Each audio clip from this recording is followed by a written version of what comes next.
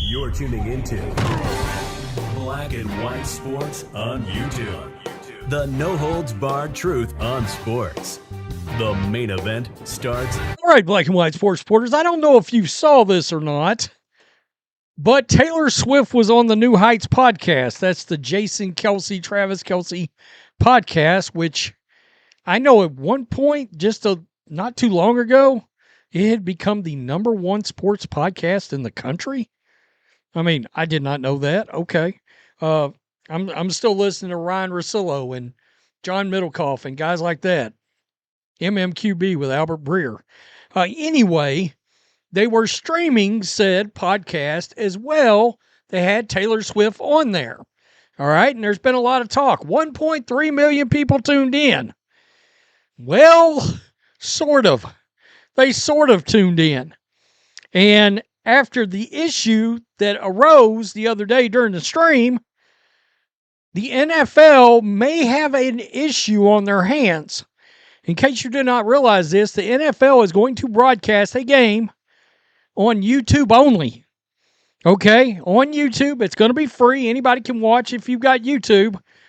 But there now is a question being raised about, can they carry the capacity of an actual NFL game, especially a big game, which this one's going to be?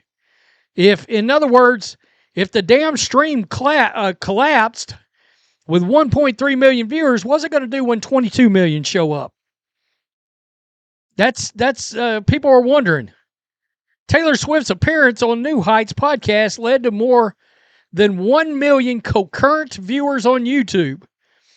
The video feed on the platform abruptly ended about 1 hour and 45 minutes into the stream, which left many confused since the show had a timestamp of more than 2 hours. The issue was resolved, but, it's a big-ass but, with the NFL and YouTube streaming the Week 1 Brazil game.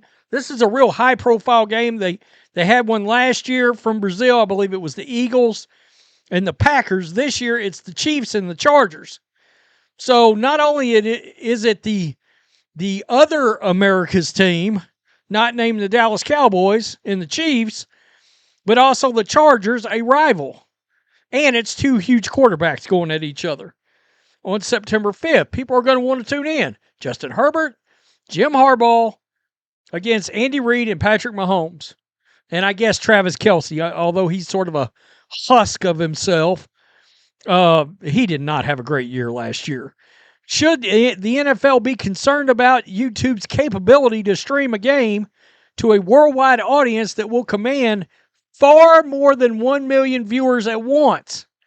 This is going to get interesting. It's not an unfamiliar situation for the league. Last season, as the first ever NFL games aired on Netflix, set for Christmas Day approached, the streaming service also faced questions about the streaming capabilities in the wake of the issues viewers experienced during the Jake Paul-Mike Tyson fight. Netflix had roughly 1 month to figure out all the issues, largely aced the test with hardly any complaints throughout the two games, and a Beyonce halftime performance. The Netflix broadcast went through without a hitch, but that Mike Tyson-Jake Paul fight was a total mess. I mean, it was not going well. It didn't. A lot of people lost that fight. I don't mean betting on it. I mean literally lost the broadcast and could not. They'd get back on. It would try to buffer, and it would buffer. YouTube does provide the NFL Sunday Ticket package, and many people watch the league through YouTube TV. But those are premium subscription-based services with a number of viewers the company owned by Google is now accustomed to. The tech issues for Sunday Ticket during the 2023 season certainly irked fans. Yeah, when they got a hold of Sunday Ticket and it started, there were some pissed off fans. They were having problems. The scale of the Chiefs-Chargers game will exponentially increase the viewership numbers compared to those products, especially since the game is free to watch. It's going to be way more viewers for that than there would be for Sunday Ticket. Make no mistake, a lot more viewers. I mean, I don't even know what the viewership on Red Zone is. I've heard some people say it's around 10 million a Sunday or something like that. I don't know if that's accurate, but you just figure, number one, cost of service, Sunday Ticket, and then break that up over however many, and you're breaking it up over two teams, two fan bases watching one game on Sunday Ticket. Okay, you get the point. When it's totally free like this, the only freer it gets is over-the-air antenna, which would be like NBC, ABC, CBS, and Fox. But, I mean, YouTube is an app on your phone, and it's free. A spokeswoman from Google confirmed to USA Today Sports that it was not a YouTube issue that led to the glitch. After the calamities, I'm sure they would say that. After the calamities of the Paul Tyson fight, Netflix addressed its issues in connecting its backup servers utilized to account for the heightened traffic on the platform with countless internet service providers throughout the world. Well, you also have the issue of what happens if you have a hack.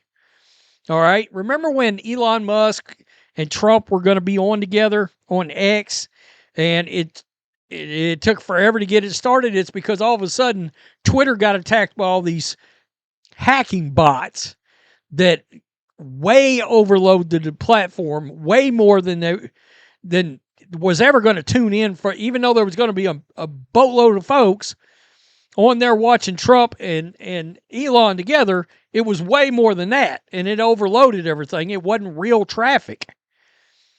Worth noting is that millions of people will be watching YouTube simultaneously, not for the purposes of the AFC matchup, which could strain streaming capacity. That's another good point. How about all the other people that's got live streams going on that day? Now, one I can think of right off the bat, Gary over at Neurotic. Friday Night Tights. Like 14,000 people tune in for that stream on Fridays. The NFL would not have handed out its exclusive rights to YouTube. Financial terms have they not been disclosed, but it's almost certainly a 9-figure range after NBC Universal paid more than $100 million to air the first ever game in Brazil in 2024 on Peacock. If the league didn't think the company could pull it off without issue. Ultimately, YouTube corrected the New Heights issue, and fans had their Tavis moment. I don't know what that is. But come week one, the company won't have that leeway. So in other words, in theory, YouTube could have a disaster on its hands. The NFL, the National Football League, may have a disaster on its hands. Can you imagine everybody trying to tune in, everybody else trying to live stream at the same time, and then the NFL adding another, let's say on the low end, 15 million people streaming that NFL game? I mean, damn. That could cause some real problems. I guarantee you. That could be a massive, massive issue for the NFL. So it's going to, look, when that stream's going on, somewhere Roger Goodell and YouTube execs are going to all have puckered asses trying to get through that stream. And, of course, guys, this will be gates opening. All right, I would assume.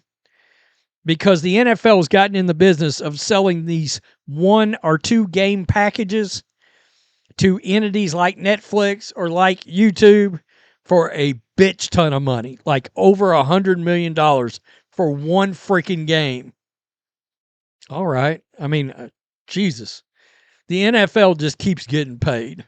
Tell me what you think. Peace. I'm out. Till next time. Thanks for watching the show. Be sure to like, comment, and subscribe. Be sure to tune in next time on Black and White Sports.